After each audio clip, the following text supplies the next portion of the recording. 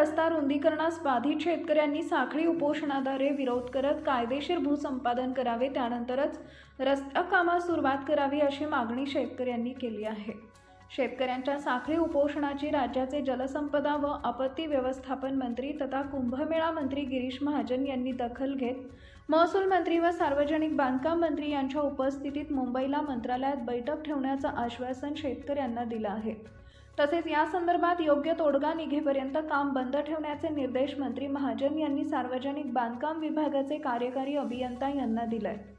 27 जानेवारी रोजी या संदर्भात मंत्रालयात बैठक होणार असल्याची माहिती शेतकऱ्यांनी दिली आहे। 21 जानेवारी रोजी मंत्री गिरीश महाजन यांनी शेतकऱ्यांची बाजू समजून घेत शेतकऱ्यांच्या बाजूने भक्कमपणे उभे आहे।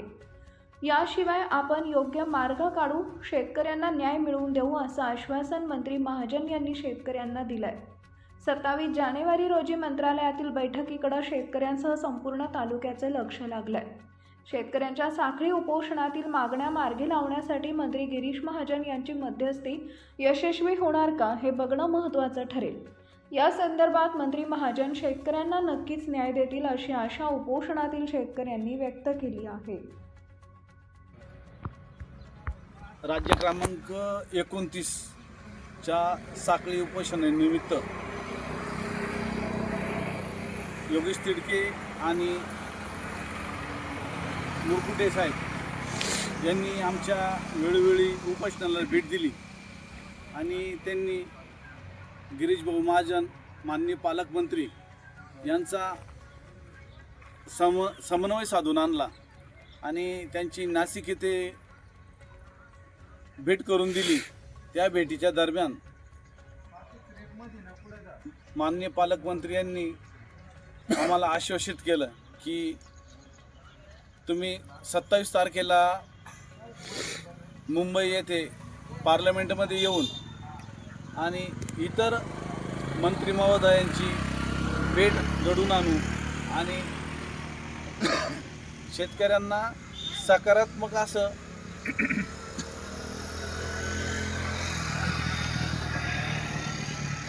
याचं न्याय देऊ, सकारात्मक असं न्याय देऊ किंवा जे रस्त्यामध्ये बाधित होणारे शेतकरी त्यांचं होणाऱ्या जमिनीचं नुकसान त्याची भरपाई देण्यात येईल असं यांनी घोषित केलं।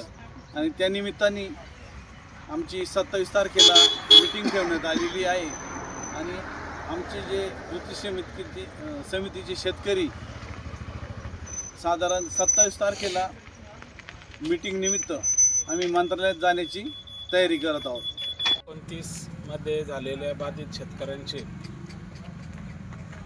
बीजेपी तालुका अध्यक्ष शांभाऊ मुरकुटे असतील, योगेश तिडके असतील यांनी गिरीश भाऊ महाजन यांची पार्टी कार्यालयात भेट घडवून दिली आणि त्या भेटीदरम्यान गिरीशजी महाजन यांनी शेतकऱ्यांना आश्वासित केलं की तुम्हाला एकतर भूसंपादन करून योग्य ते कंपन्सेशन देण्यात येईल किंवा रस्त्याची रुंदी कमी करण्यात येईल आणि जोपर्यंत कुठल्याही प्रकारचा निर्णय होत नाही तोपर्यंत गिरीश भाऊ महाजन यांनी रस्त्याचे कुठल्याही प्रकारचे काम करू नये असा आदेश PWD अधिकाऱ्यांना दिला आहे।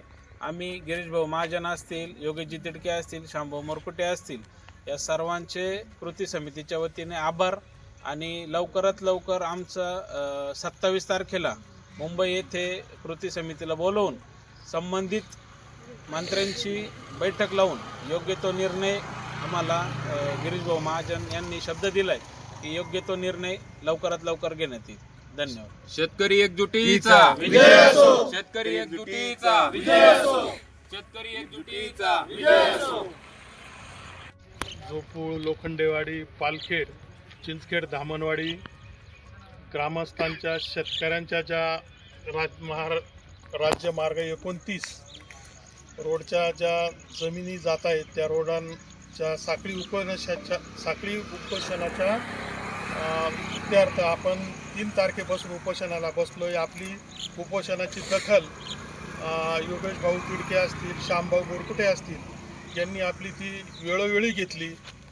ती दखल घेतल्यानंतर आपली जी मागणी आहे ती गिरीश महाजन साहेबांपर्यंत पोचवली, तर ती मागणी आपल्याला येत्या 27 तारखेला कॅबिनेट घेऊन 3 मंत्र्यांसोबत ती बैठक घेऊन सर्व शेतकऱ्यांच्या ज्या मागण्या आहे त्या मार्गी लावणार आहे. त्यामुळे या दोघांचे बी आम्ही कृती समितीच्या वतीनं आभार मानतो. 29 मध्ये असलेले 5 जे आमचे गाव आहे बाधित, लोखंडेवाडी, जोपूळ, दामणवाडी, चिंचखेड, या रस्त्यामध्ये जी आज 20 मीटरमध्ये जी जमीन जात आहे, याच्यासाठी आम्ही जे 3 तारखेपासून साखळी उपोषण PWच्या विरोधात चालू केले आहे. या उपोषणाला अनेक मंत्री महाजन भेट देऊन गेले. नंतर योगेशजी तिडके, त्याच्यानंतर शामभाऊ मुरकुटे यांनी आधी आमच्या उपोषणस्थळी भारतीताई यांची भेट घालून दिली. भारतीताईंनी आम्हाला उपोषणस्थळी शब्द दिला की मी भाऊंशी बोलते. भाऊंशी बोलल्यानंतर त्यांनी आमची नाशिकला BJP कार्यालयामध्ये भाऊंशी एक बैठक लावून दिली. त्या बैठकीमध्ये भाऊंनी आम्हाला असा शब्द दिला की जे काही तुमचं रस्त्यामध्ये जागा जात आहे याचं शून्याच्या मापापासून आम्ही भूसंपादन करून घेऊ आणि नंतरच आम्ही रस्त्याचे काम चालू करू.